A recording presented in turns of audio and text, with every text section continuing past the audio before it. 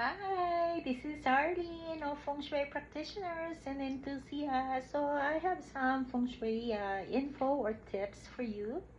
So if you want to display money bills on your wealth sector, then do it because it helps to enhance wealth luck too.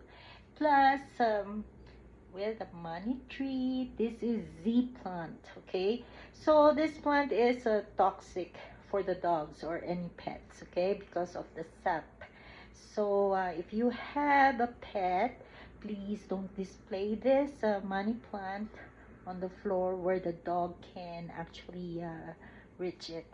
Okay, and so with a display of the money bills on your wealth sector, that will enhance your wealth and prosperity luck.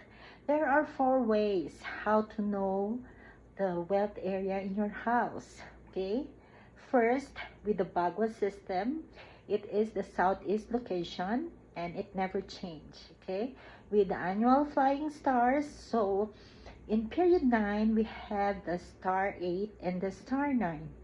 So wherever those 2 stars for the year, you can place wealth enhancers there.